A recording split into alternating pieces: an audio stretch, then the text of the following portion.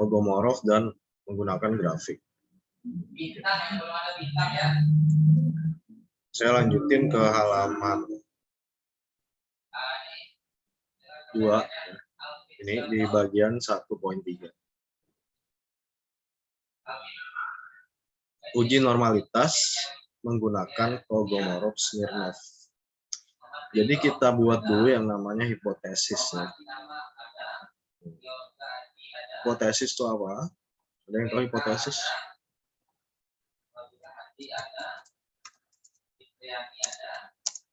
Apa itu hipotesis? Jawaban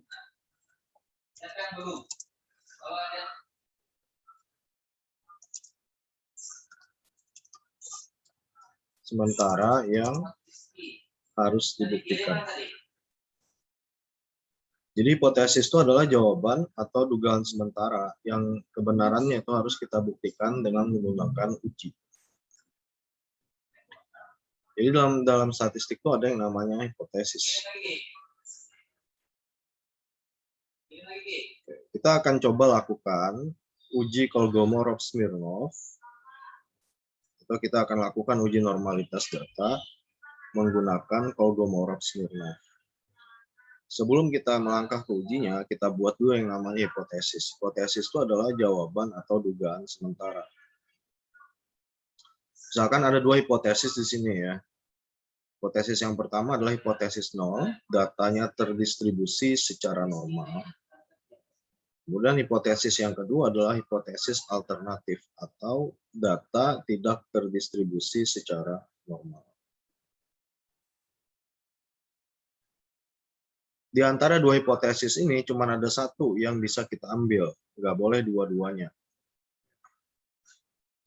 Karena pengujian itu hanya menghasilkan satu hasil di antara dua ini.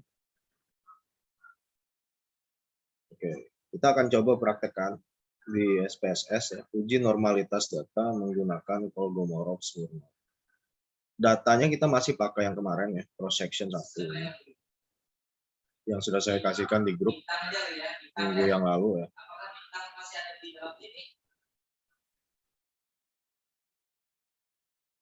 Kita buka dulu datanya, data cross section ya, data Excel.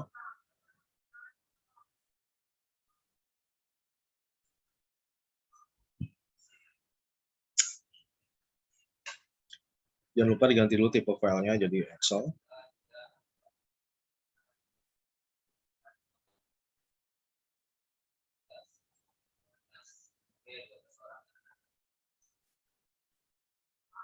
Oke, kita cari data cross section 1 ini ya.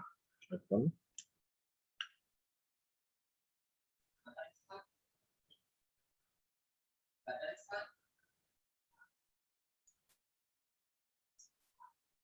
Ini yang videonya masih off, bisa di-on-kan dulu ya. Terus ranknya kita sesuaikan dulu, A1 sampai W101. Terus kita klik OK.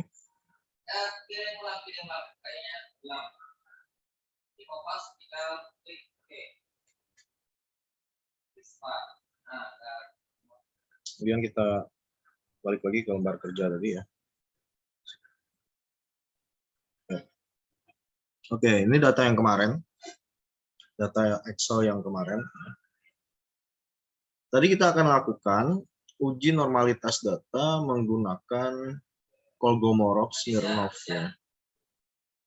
Caranya kita masuk ke menu Analyze. Kita pilih non-parametric test, kemudian kita pilih legacy dialogs, kemudian kita pilih one sample Kolmogorov-Smirnov. Jadi langkahnya seperti ini ya. Kita klik. Oke, di sini teman-teman ada dua kotak ya. Yang pertama kotak variabel, yang kedua kotak tes.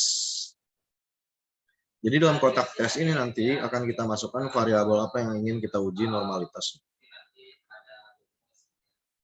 Nah, dalam materi itu ada dua variabel yang akan kita uji, yaitu variabel earns dan variabel wealth.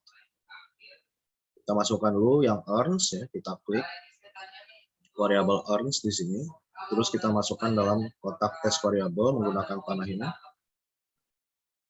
Dan yang kedua variabel wealth, ya, kita klik sampai warnanya kuning, kita masukkan lagi ke kotak tes variabel menggunakan panah ini. Nah, kemudian pada kolom tes distribusi ini ya, kita centang yang normal. Jadi ini kan sudah tercentang ya. Jangan dibuang centangnya, biarin saja tercentang di normal sih. Kalau sudah, kita klik OK. Maka hasil ujinya itu bisa kita lihat di output. Nah, ini cara bacanya bagaimana Pak? Oke, saya akan jelaskan ke teman-teman semua cara membaca hasil itu. Ini saya copy dulu. Kita ke output tadi.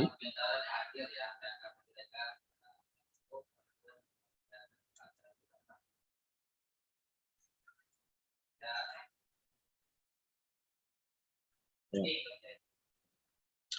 Nilai. Ya.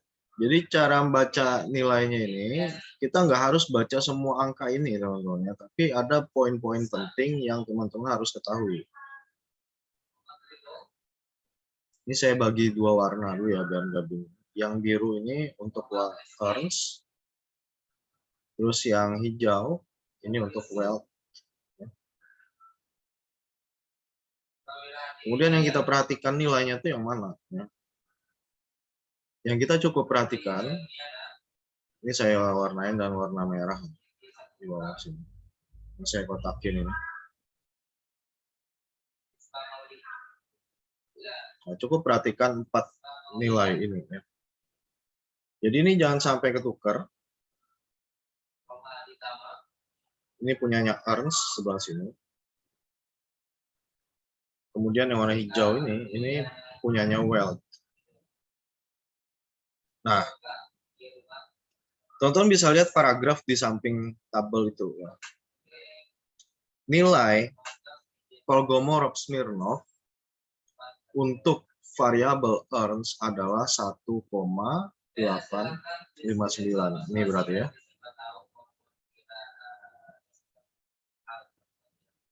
Dengan probabilitas signifikannya adalah 0,002.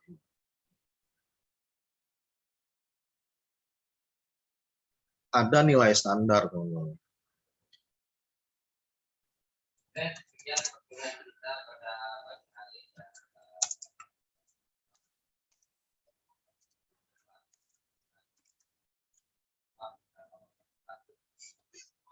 Ada nilai standar yang harus dipenuhi, yaitu 5%.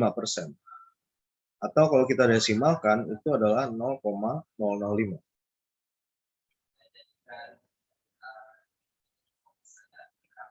Nilai standarnya adalah 0,05. Oke, saya ulangi lagi ya. Hasil uji Kolmogorov untuk variabel earns adalah 1,859. Dengan nilai probabilitasnya itu 0,002.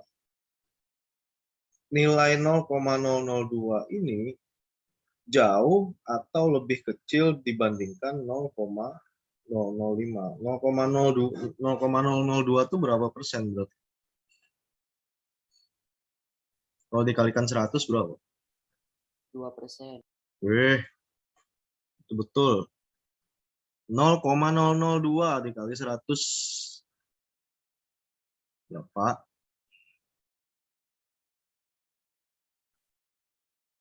Berapa? Dikali 100 lah, Pak. Berapa? Yuk. 0,2 lah, Pak. Nah, itu Pak, kenapa bisa 2%? 0,002 dikali 100, 0,2%. Nah, bandingkan 0,2% dengan 5% tuh mana yang lebih halus?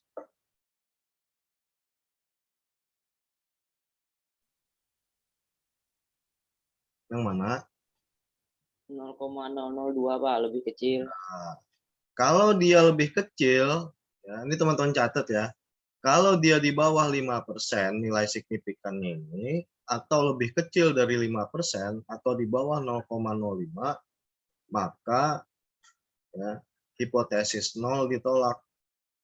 Hipotesis 0 tadi bunyinya apa? materi tadi di halaman 3 tuh. Apa bunyi hipotesis nol? Dugaan sementara. Jawaban sementara. Itu pengertiannya. Maksudnya kan ada dua kan hipotesis itu tadi. Hipotesis nol itu apa bunyinya di situ? Data terdistribusi secara normal. Oke. Hal ini berarti hipotesis nol ditolak. Ditolak tuh berarti maksudnya apa? Datanya tuh terdistribusi normal atau tidak? Tidak. Nah, itu jawabannya.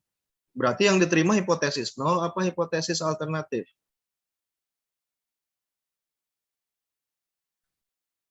Yo. Yang diterima itu hipotesis nol atau hipotesis alternatif yang diterima? Hipotesis alternatif. Ya, betul. Ya. Setelah kita uji, ternyata variabel Ernst itu datanya tidak terdistribusi secara normal. Kenapa? Karena nilai signifikannya itu kecil, tidak melampaui nilai standar. Standarnya adalah 0,05. Sehingga hipotesis 0 untuk variabel Ernst itu ditolak. Dan kita menerima hipotesis alternatif, yaitu data tidak terdistribusi secara normal. Nah, begitu juga dengan nilai Kolmogorov atau nilai uji normalitas dari variabel Welt, ya, itu nilainya 2,271. Signifikannya itu 0,00 atau 0,000 ya. Ini sama aja dengan yang Ernst tadi. Datanya tidak terdistribusi secara normal karena nilai signifikannya ini berada di bawah 0,05. Nah, jadi cara baca hasil ujinya kayak gitu ya. Enggak semua angka ini harus kita baca. Ada angka-angka yang tertentu saja yang itu mengindikasikan ya, jawabannya. Kita save dulu.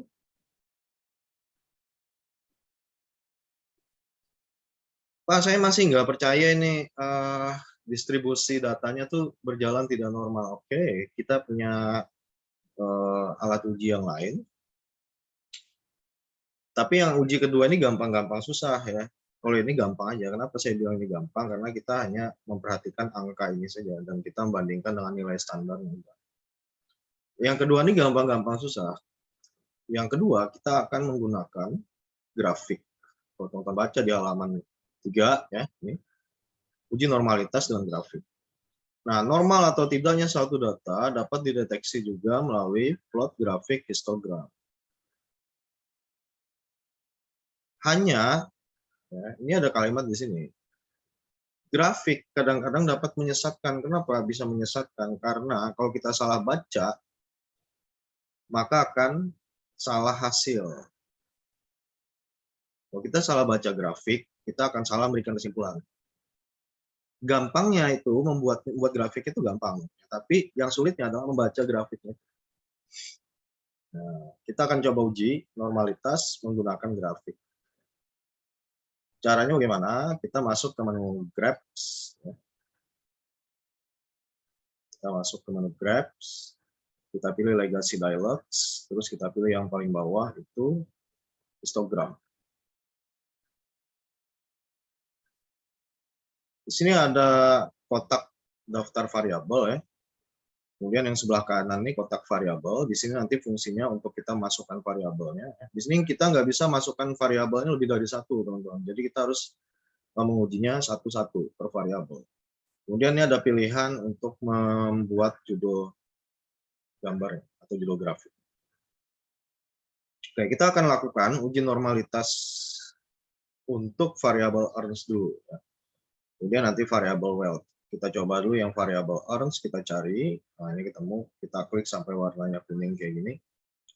Terus kita pindahkan ke kotak variabel menggunakan panah ini.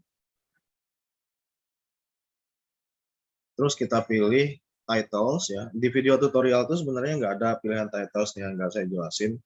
Ini tambahan aja. Kita masuk ke menu titles ini. Terus kita kasih judulnya uji normalitas data variabel earns. Biar nggak ketuker aja sama yang variabel wealth nanti ya, kita kasih aja judulnya. Kita klik continue. Jangan lupa centang ini, display normal curve ya, atau tampilkan kurva normalitas. Kita klik ini, kita klik OK. Kemudian nanti di output ya, akan muncul grafiknya.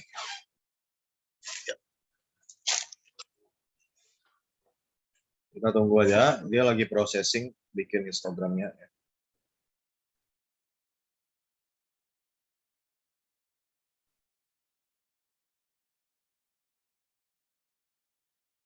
Nah, mulai processing, tunggu dulu, karena kalau pertama kali kita buat grafik di SPSS dia memang agak loadingnya agak lama ya.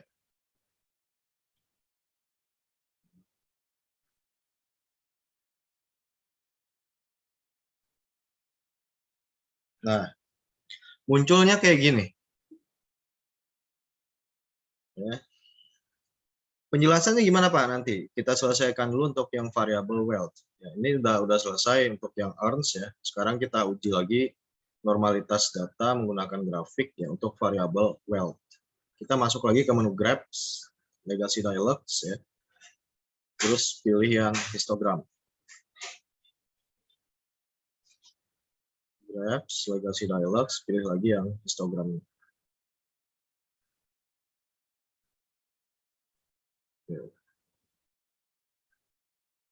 Nah, ini cara mengosongkannya biar nggak satu-satu, kita klik aja reset. Kita klik reset, nanti dia akan kehapus semuanya. Terus kita cari variabel wealth. Ya. Kita klik sampai warna kuning, kita pindahkan ke kotak variabel. Kita kasih judul di titles ini. Uji normalitas variabel wealth. Kita klik continue, kemudian jangan lupa centang display normal curve, centang. Kita klik OK. Dia akan muncul lagi grafik untuk variabel wealth. Nah, ini cara bacanya bagaimana, Pak?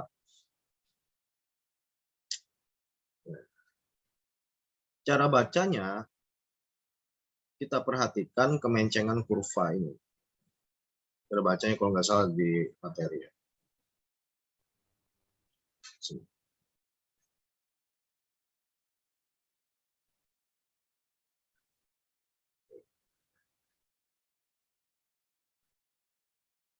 Kita cukup perhatikan kurva ini aja. Perhatikan garis kurvanya nih.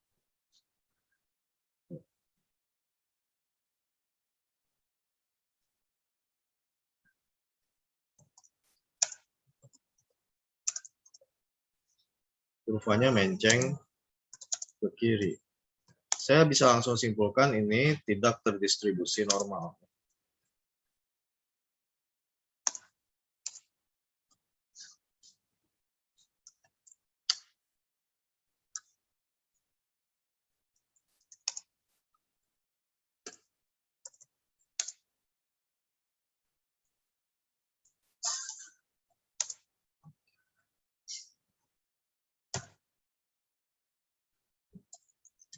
Oke. Kurvanya menceng ke kiri dan datanya tidak terdistribusi normal. Maksudnya menceng ke kiri itu gimana sih? Ya. Kalau teman-teman lihat ini, sebelah kiri ini kepotong apa enggak? Kepotong. Potong ya. Oke, kalau dia kepotong ini sebelah kiri, itu berarti mencengnya ke kiri. Kiri dari grafik itu ya, bukan kiri dari orang yang melihatnya, tapi sebelah kiri dari sisi grafik itu yang sebelah sini. Ini menceng. Ini kepotong kan di sini kan. Kemudian lihat puncaknya ini. nggak terlalu tinggi ya.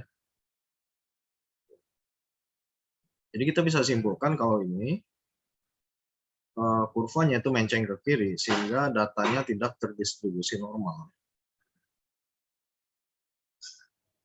Oke. Terus untuk variabel wealth itu bagaimana? Ini malah parah lagi, Bang. Ya. Ini sama, ya. Mencengnya kemana nih? Ke kiri. Kiri juga ya. Saya bisa tandain daerah mencengnya itu di sini. Jadi secara grafik, dua variabel ini juga datanya tidak terdistribusi secara normal. Kalau yang normal itu bagaimana Pak gambarnya? Kalau dia normal, itu gambarnya, kurvanya ini paling enggak seperti ini. Kemencengannya sempurna. Sebelah kiri ada, sebelah kanan ada, atau hampir mendekati normal, macam ini misalnya. Nah ini boleh kalau kayak gini.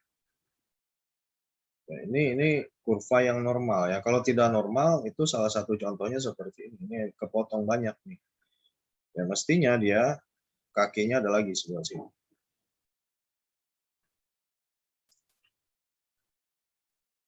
Oke, tadi di awal saya sudah jelasin bahwa kalau tidak normal maka apa yang harus kita lakukan? Transformasi data. Transformasi data, that's right ya. Transformasi data. Caranya gimana, Bos? Oke. Transformasi data itu agak rumit dikit.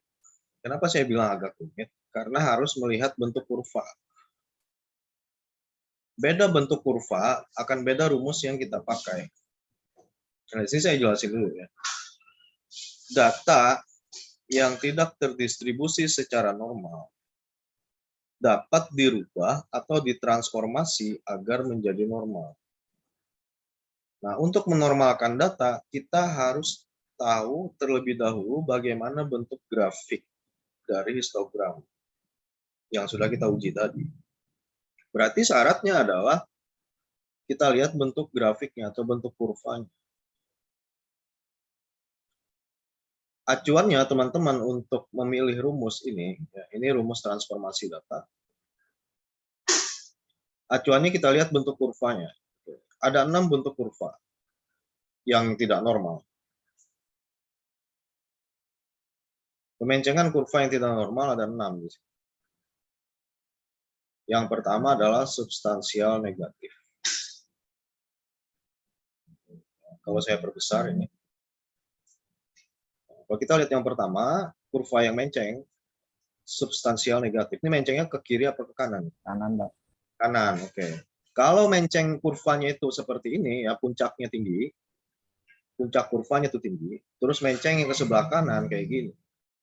Berarti kita menggunakan rumus ini ya, substansial negatif, berarti kita menggunakan rumus logaritma 10.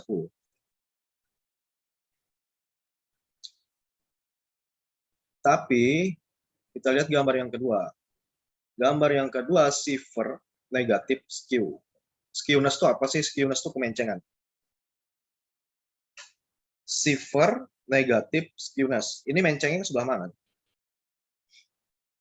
Sebelah kanan, Mbak. Oke, sebelah kanan. Kalau gambarnya seperti huruf J kayak gini, ya kurvanya seperti huruf J kayak gini. Ini berarti Siffer negatif. Dia seperti huruf J dan nggak ada puncaknya. Cuman ada kaki kurvanya aja.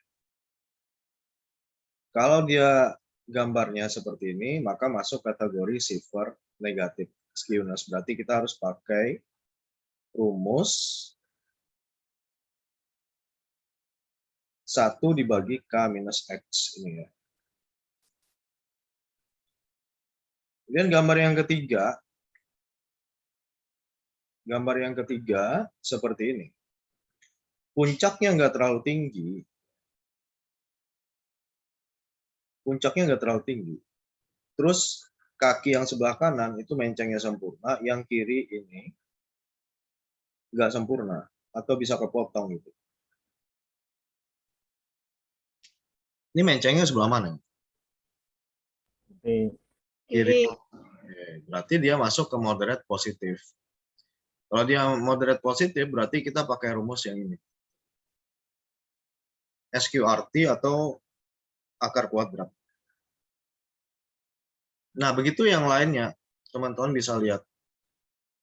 Beda bentuk kurva, maka saat transformasi data akan beda rumus yang kita pakai. Nah, itulah tadi yang saya sebut, gampang-gampang susah, susahnya itu kita membaca bentuk kurvanya, dia tuh masuknya ke kategori yang mana gitu. Nah, sekarang kita balik lagi ke output tadi. Ini masuk ke mana?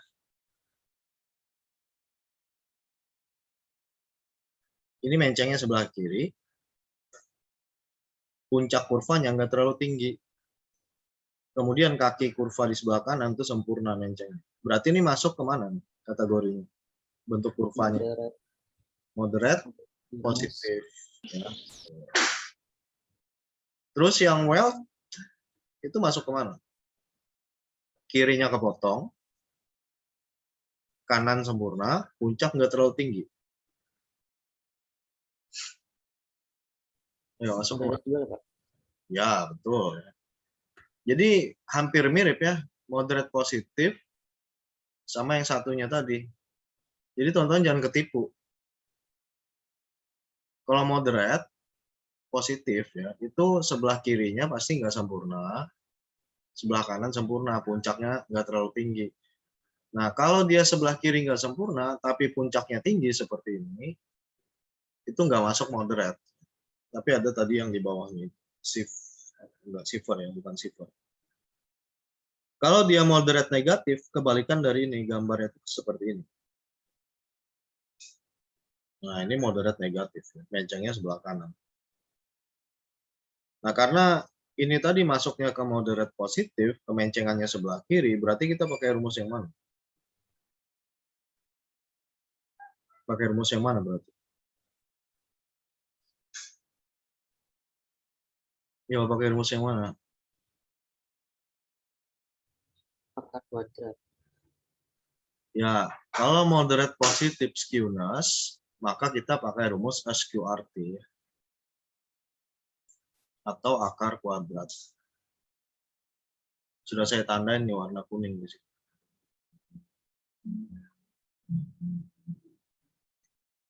Cara transformasi datanya bagaimana? Oke, kita masuk ke SPSS. Kita pilih menu transform. Kita pilih compute variable. Nah, di sini ada beberapa kotak ya. Kotak yang pertama adalah target variable. Ini fungsinya kita nanti untuk memberikan nama variabel yang baru di sini. Terus ada kotak daftar variabel. Kemudian kotak numeric expression. Ini berfungsi untuk mengisikan angka-angka dan rumus di sini. Ya. Kemudian ada kotak function group. Ini berisi fungsi-fungsi atau rumus-rumus. Kemudian ini functions and special variable. Ini kalau kita klik rumus di sini akan muncul anak-anaknya nanti di sini. Nah, kita ingin tadi mentransformasi data dari variabel earns ya agar dia menjadi normal. Karena variabel earns ini tadi datanya itu tidak terdistribusi normal, maka di kotak target variabel ini kita nggak boleh tuliskan variabel earns lagi, karena nanti akan menolak SPSS. Karena sudah ada variabel yang sama sebelumnya ya. Jadi kita berikan nama variabel baru karena kita tadi menggunakan rumus SQRT, maka kita kasih SQR earns namanya.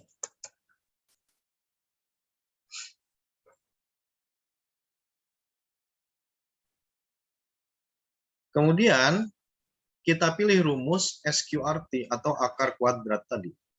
Caranya bagaimana? Oke. Caranya adalah pada kotak function group kita pilih all.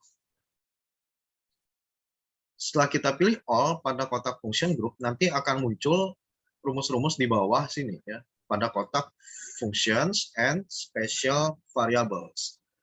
Terus kita cari rumus SQRT ya. Kita klik saja sembarang dulu di sini. Kita klik sembarang. Terus pada keyboard kita tekan huruf S. Sehingga dia langsung muncul ke rumus yang berawalan dengan huruf S. Terus kita cari di bawah. Nah, kita ketemu nih SQRT. Ini ya, kita klik. Sampai warnanya jadi kuning, kita pindahkan ke kotak numeric expression. Kita pindahkan ke kotak numeric expression. Ya. Cara memindahkannya, pilih panah ini. Panah yang ke atas nih. Diklik, maka dia akan pindah nanti ke sini.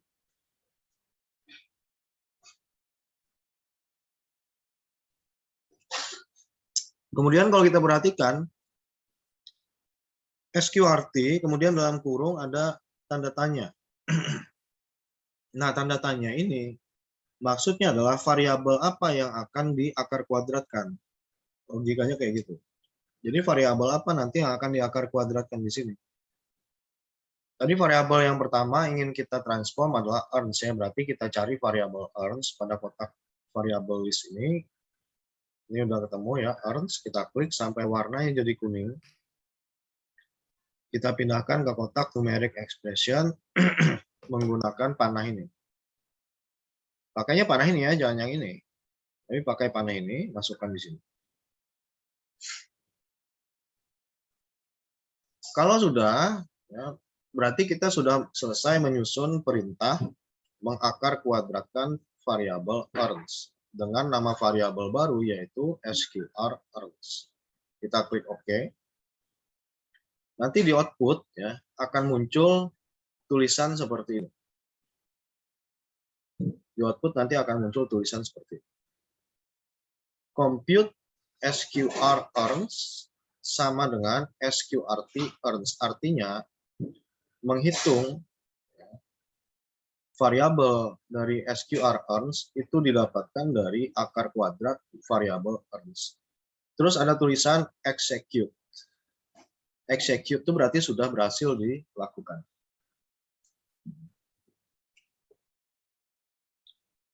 Kita kalau compute variabel di SPSS itu di outputnya nggak akan muncul grafik atau tabel, munculnya hasil perintah seperti ini. Oke, kita akan lakukan lagi ya untuk variabel yang kedua. Kita transform lagi variabel yang kedua. Kita masuk ke menu transform. Kita pilih compute variabel.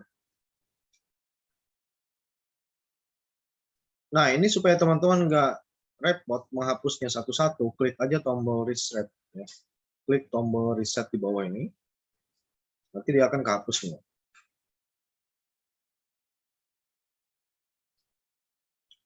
Target variabelnya kita kasih nama ya, variabel barunya SQR wealth. Terus kita cari rumus SQRT ya, kita klik dulu pada function group ini, kita pilih yang all.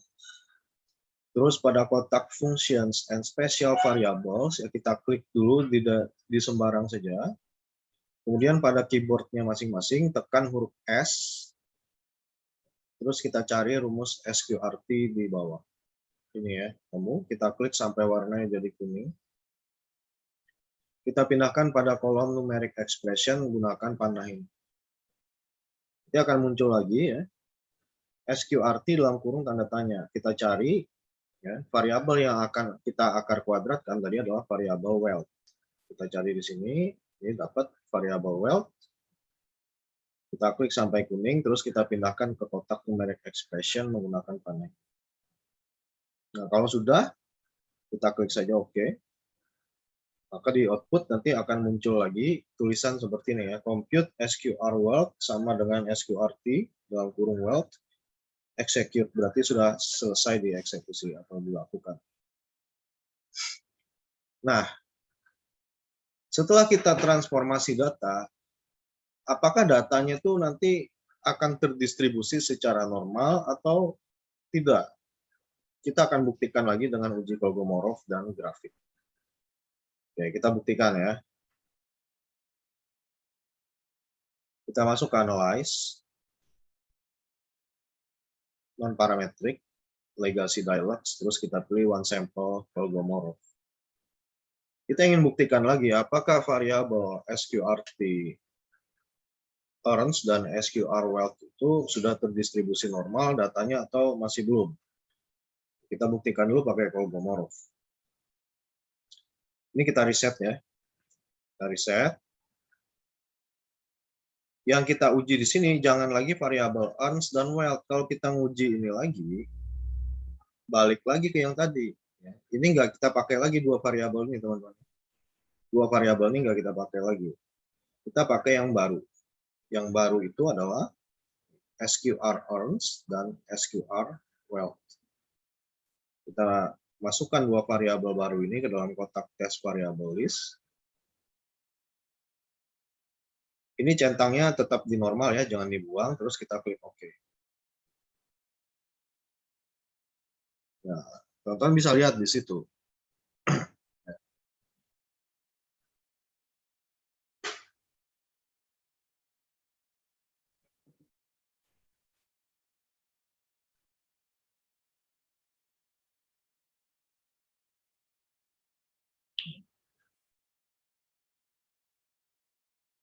Saya copy aja.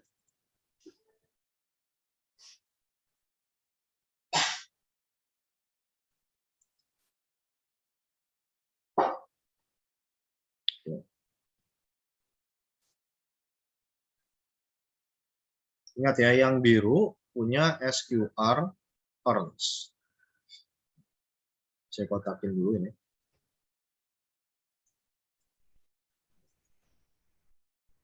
Yang biru punya, jangan biru deh, ini aja ya, warna oranye. Yang orange ini, ya, ini punya SQR earns. Terus yang warna hijau itu SQR wealth. Yang jadi fokus kita itu cukup dua nilai yang di bawah itu ya. Cukup nilai ini aja. Jangan perhatikan nilai yang lain, cukup ya, 4 nilai ini, 1, 2, 3, 4. Saya akan mulai membacakan hasilnya. Hasil uji Kolmogorov untuk variabel SQR earns ini memberikan nilai 1,221 atau 12,21% dengan probabilitas 0,102. Nilai ini jauh di atas standar. Standarnya tadi berapa? 0,05. 0,05. Karena nilai probabilitasnya itu 0,1, ya, dibanding dengan 0,05 itu jelas lebih besar 0,1. Jadi dapat kita simpulkan bahwa SQR earns itu datanya sudah terdistribusi secara normal. Kemudian untuk variabel SQR wealth, ya, variabel SQR wealth itu menghasilkan nilai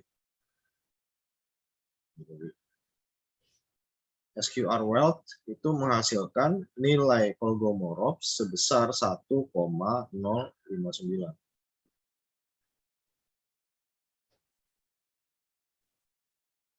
Probabilitasnya 0,212 atau 21,2%.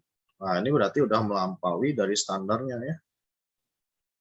0,2 dibanding 0,05 jelas lebih besar 0,2. Sehingga kita dapat simpulkan bahwa variabel SQR wealth itu datanya sudah terdistribusi secara normal.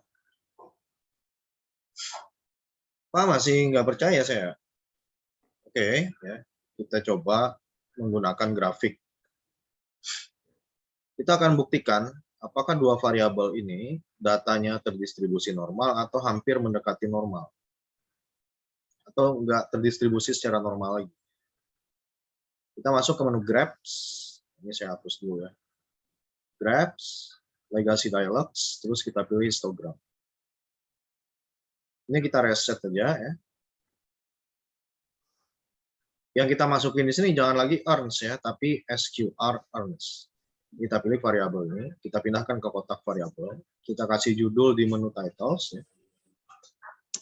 Kasih judulnya kayak gini.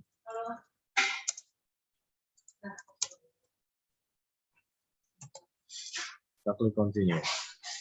Jangan lupa centang display normal cube. Dan klik OK. Nah, perhatikan kurvanya. Perhatikan kurvanya. Ini udah normal atau belum? Udah, Pak. Oke. Ini kita tulis saja. Terdistribusi normal.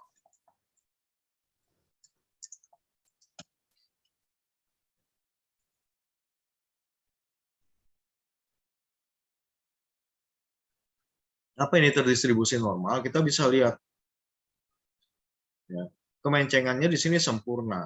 Kaki sebelah kanannya sempurna, nggak kepotong. Sebelah kiri juga sempurna, nggak kepotong. Kemudian kurvanya sudah bergeser ke tengah dan puncak datanya itu ya sudah naik. Kalau yang sebelumnya tadi kan bentuk gambar itu seperti ini ya. Ya, seperti ini bentuknya. Setelah kita transformasi data dari variabel earns tadi menggunakan akar kuadrat, bentuk kurvanya berubah. Kemencengannya sudah sempurna, kiri dan kanan, kemudian puncaknya, ya, puncak kurvanya mengalami kenaikan. Nah, jadi ini untuk yang SQR earns ya itu sudah terdistribusi normal. Terus yang kedua, kita akan buktikan lagi untuk yang wealth. Kita masuk lagi ke menu Grabs, Legacy Dialogs, terus kita pilih histogram. Kita reset aja ya, biar nggak capek, kita reset. Terus kita pilih variabelnya, jangan wealth ya, yang kita masukin di sini, tapi SQR wealth. Kita pindahkan ke kotak variabel. Kemudian kita klik di menu titles ya, kita kasih namanya uji normalitas variabel SQR wealth. Klik continue. Jangan lupa centang display normal curve. Terus kita lihat bentuk kurvanya. Oke, ini normal atau enggak? Enggak, ada 3 pilihannya, normal, mendekati normal, atau tidak normal. Mendekati normal. Ya, mendekati normal ya. Kenapa? Ini mendekati normal. Saya boleh tulis di sini ya. Kalau dalam statistik, kalau dia hampir mendekati normal berarti sama dengan normal. Berarti di sini saya tulis saja terdistribusi normal. Nah, kenapa ini kurvanya itu ya kita bisa sebut tadi hampir mendekati normal. Oke, saya bisa jelasin kayak gini.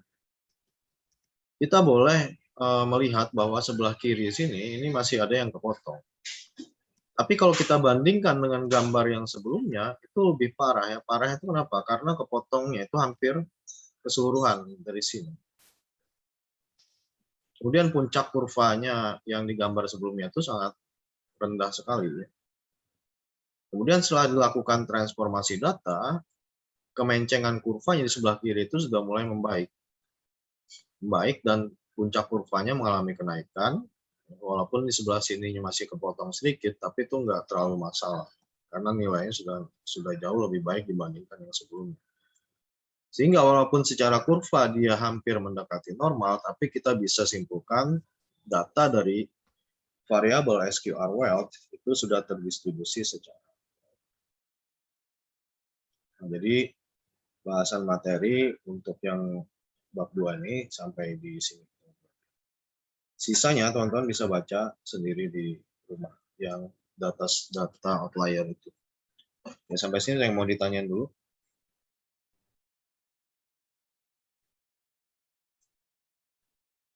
Ada? Jelas ya? Nah, setelah kuliah ini selesai, teman-teman kumpul lagi ke kelompoknya masing-masing. Ya. Bahas lagi materi ini, praktekkan lagi. Nanti video tutorialnya akan saya berikan juga di grup beserta catatan tadi. Kemudian di Kamis depan, kita nggak ada materi dulu, kita cut dulu. Kamis depan kita kuis dulu, ya, 10 soal. Setelah kuis, saya akan jelaskan tentang proyeknya. yang harus dikerjakan di dalam kelompok, walaupun itu sebenarnya tugas mandiri ya, tapi dalam bentuk proyek kelompok. Saya akan jelasin proyeknya itu apa. Yang pasti materi proyeknya itu adalah bab 1 tentang statistik deskriptif dan juga tabulasi silang. Bapak, Hmm. kelompok saya mau pindah hari buat kerja kelompoknya, Pak. Ya, Bisa hari apa? nggak? Bisa. Di Jumat, habis sholat Jumat. Ya, boleh. Boleh ya. Terima kasih. Kalau mau ngumpul di hari Kamis ini juga nggak apa-apa ya. Misalkan Kamis pagi pas jam mata kuliah statistik ini, itu boleh juga. Biar nanti setelah habis kuliah langsung praktekin di kelompok. Ya itu terserah aja ya mau gimana gitu. Yang jelas jadwal yang kemarin itu ada gitu. Kalau mau pindah hari konfirmasi dulu ya. Oke, kita presensi dulu teman-teman. Hampir lupa lagi saya.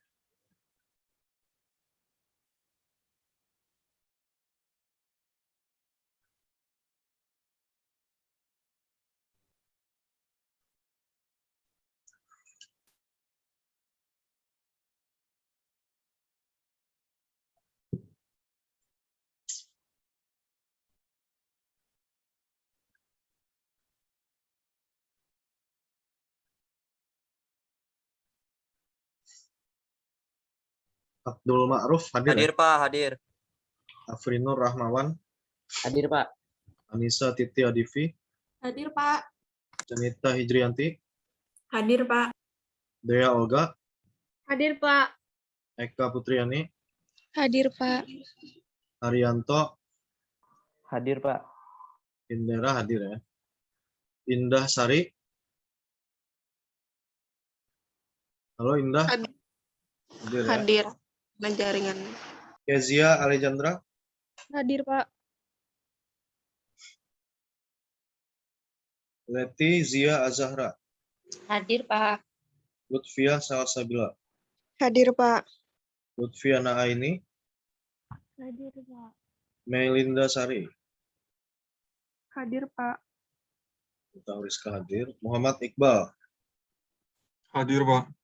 Muhammad Wahyudi, Hadir, Pak. Muhammad Zaini, Hadir Pak.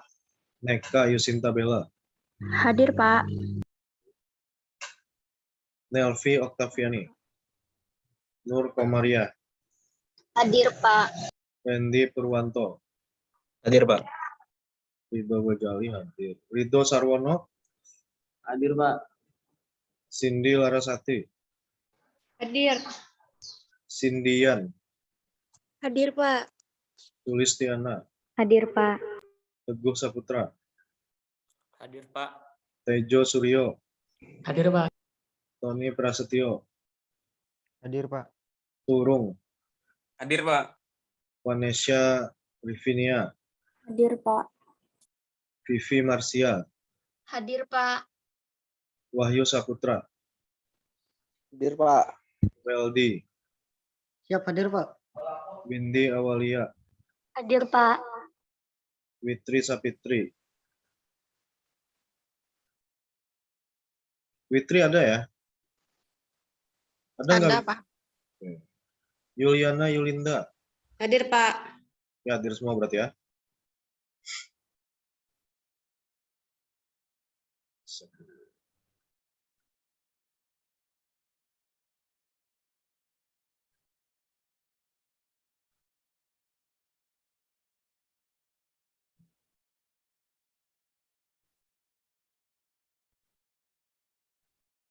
Oke. Jadi itu aja teman-teman untuk perkuliahan kita pada pagi hari ini. Mari kita tutup dulu dan baca.